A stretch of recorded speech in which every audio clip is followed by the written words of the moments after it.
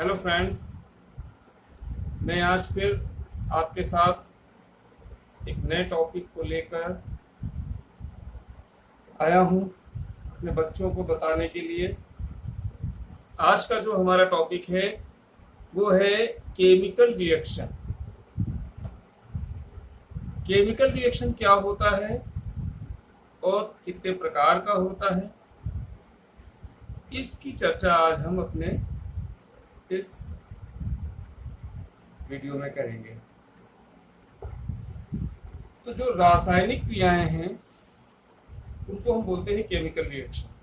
रासायनिक क्रियाएं जब दो या दो से अधिक पदार्थ यौगिक आपस में मिलकर किसी एक पदार्थ को एक या एक से अधिक नए पदार्थों को बनाते हैं या बन जाते हैं, तो उसमें होने वाली क्रिया को हम केमिकल रिएक्शन कहते हैं। यानी जब किन्हीं दो तत्वों के मिलने से कोई नया तत्व बन जाता है तो हम उसको केमिकल रिएक्शन कहते हैं। केमिकल रिएक्शन में एक खासियत ये होती है कि जो मूल तत्व होता है किसी भी केमिकल का, जैसे पानी का सूत्र होता है H2O, तो H means hydrogen, O means oxygen.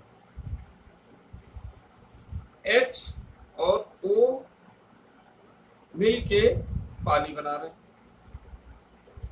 अब इसमें ये नहीं होगा कि H का जो मूल है वो खत्म हो जाएगा या O का जो मूल है वो खत्म हो जाएगा। हाँ, H और O के मिलने से एक नए तत्व का निर्माण होगा जिसमें H और O दोनों सम्मिलित रहेंगे, अपने मूल रूप में सम्मिलित रहेंगे, तब वो बनेगा H2O, यानी हाइड्रोजन के दो अणु और ऑक्सीजन का एक अणु मिलके क्या बनाएंगे?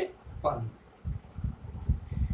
इसी तरीके से बहुत सारी रिएक्शंस होती हैं जिनमें कहीं पे हमें किसी भी तत्व को गर्म करना पड़ता है, कभी हमें किसी भी तत्व के लिए अवक्षेप बनाना पड़ता है, कभी हमको उसको फ्रीज करना पड़ता है, कभी अलग अलग तापमान पे अलग अलग गैसों के निर्माण के लिए हमें अलग अलग तरीके की रिएक्शंस करनी होती है। अब इन सब चीजों की अगर हम बात करें तो जो रिएक्शन है वो रिएक्शन को हमने 5 भागों में बांटा हुआ है। पहली जो रिएक्शन है उसको हम बोलते हैं कॉम्बिनेशन रिएक्शन। कौन सी रिएक्शन? कॉम्बिनेशन रिएक्शन, जिसको हम हिंदी में बोलते हैं संयोजन अभिक्रिया। पहली अभिक्रिया कौन सी हुई? संयोजन अभिक्रिया। संयोजन का मतलब है कि किन्हीं दो तत्वों को आपस में मिला के किसी एक नए तत्व का निर्माण कर देना, इसको हम बोलते हैं संयोजन। दूसरी जो अभिक्रिया है उसका नाम है डीकम्पोजिशन रिएक्शन। डीकम्पोजिशन रिएक्शन मतलब वियोजन अभिक्रिया। पहली थी संयोजन अभिक्रिया, दूसरी है वियोजन अभिक्रिया। वियोजन अभिक्रिया का मतलब होता है कि किसी एक तत्व को एक या एक से अधिक तत्व आपस में मिल जाते हैं, फिर वो टूट कर किसी नए तत्व का निर्माण करते हैं, इसको हम बोलते हैं वियोजन अभिक्रिया। इसके बाद तीसरी है अभिक्रिया जिसका है नाम डिस्प्लेसमेंट रिएक्शन। डिस्प्लेसमेंट रिएक्शन यानी विस्थापन अभिक्रिया। पहली थी संयोजन अभिक्रिया, दूसरी थी वियोजन अभिक्रिया, तीसरी है विस्थापन अभिक्रिया।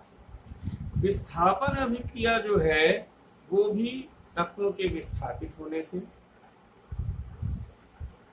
जब कोई तत्व अवक्षेप के रूप में विस्थापित हो, भाप के रूप में विस्थापित हो, या फूल होके जम जाए तब विस्थापित हो, या किसी भी तरीके से मूल तत्व से निकलकर किसी दूसरे स्थान पे आ जाए या कोई दूसरा नया तत्व बन जाए, तो इसको विस्थापन अभिक्रिया कहते हैं।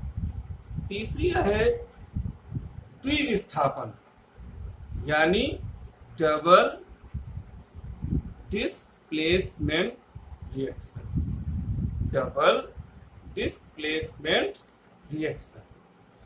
अब डबल डिस्प्लेसमेंट रिएक्शन क्या होती है?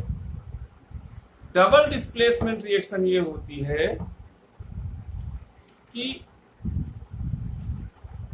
जब कोई रिएक्शन एक बार हुई, उस रिएक्शन के बाद जो तत्व हमें मिले उन्हीं तत्वों से फिर से हमें एक नया रिएक्शन देना है, एक नई क्रिया करवानी है, कुछ अलग तत्वों को उसमें मिलाकर।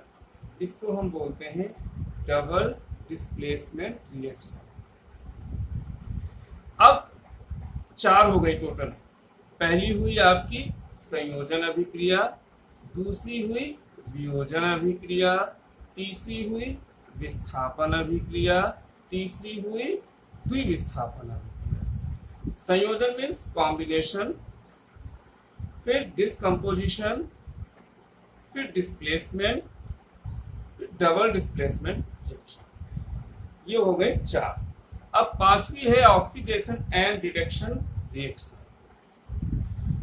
5वीं जो है उसका नाम है ऑक्सीडेशन एंड रिडक्शन रिएक्शन यानी उपचयन व अपचयन अभिक्रिया। ऑक्सीडेशन एंड रिडक्शन रिएक्शन, अपचयन और उपचयन अभिक्रिया। अब अपचयन और उपचयन जो अभिक्रियाएं हैं ये सबसे महत्वपूर्ण अभिक्रिया है। इस अभिक्रिया को साइंस में एक और नाम नया दिया गया है जिसको हम बोलते हैं रेडॉक्स अभिक्रिया। कौन सी अभिक्रिया? रेडॉक्स अभिक्रिया। अगर कोई पूछे कि रेडॉक्स अभिक्रिया क्या है तो उपचयन और अपचयन अभिक्रिया को आप रेडॉक्स अभिक्रिया कह सकते हैं, कहा जाता है। तो 5 रिएक्शंस हो गई। फर्स्ट इज संयोजन अभिक्रिया, सेकेंड वियोजन अभिक्रिया, थर्ड विस्थापन अभिक्रिया, फोर्थ द्विविस्थापन अभिक्रिया और फिफ्थ हो गई अपचयन उपचयन अभिक्रिया। अब अपचयन उपचयन अभिक्रिया को हमने बताया कि इसको हम रेडॉक्स अभिक्रिया भी कह सकते हैं, रेडॉक्स रिएक्शन भी कह सकते हैं। अब एक नया क्वेश्चन बनता है, have you observe the effect of oxidation reduction in everyday in life? मतलब आपके दैनिक जीवन में ऑक्सीडेशन और रिडक्शन, अपचयन और उपचयन जो अभिक्रिया है ये किस तरीके से आप इसके प्रभाव को अपने दैनिक जीवन में देखते हैं? तो बहुत नजदीक से ये अभिक्रियाएं हम लोगों के आसपास होती हैं और इस तरह की जो अभिक्रियाएं हैं उनको हमने 4 भागों में बांटा है। पहली है respiration reaction. First is respiration reaction, then दूसरी का नाम है कंपोजिशन रिएक्शन जिसको हम हिंदी में बोलते हैं दहन अभिक्रिया। फिर है करेक्शन रिएक्शन। जो करेशियन रिएक्शन है इसको हम बोलते हैं संक्षारण अभिक्रिया। फिर लास्ट है रेसिडिटी रिएक्शन। इसका मतलब है विकृत गंधिता अभिक्रिया।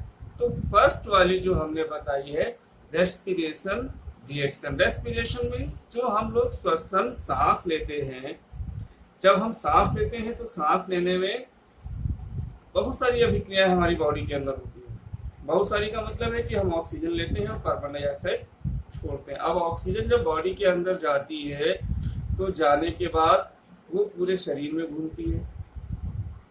शरीर में किसके माध्यम से जाती है? ब्लड के माध्यम से। शरीर के हर कोने में ब्लड के माध्यम से ऑक्सीजन का परिवहन होता है, वो हम बाद में बात करेंगे। ये है आपका रेस्पिरेशन।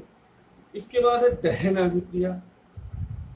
दहन अभिक्रिया भी इसी का पार्ट है कि जब हम श्वास लेते हैं तो कुछ ऊर्जा मुक्त होती है। हमारे शरीर से जब गर्मी होती है तो पसीना निकलता है, और भी बहुत सारी ऐसी क्रियाएं हैं जो हमारी बॉडी के अंदर दहन अभिक्रिया के उदाहरण हैं।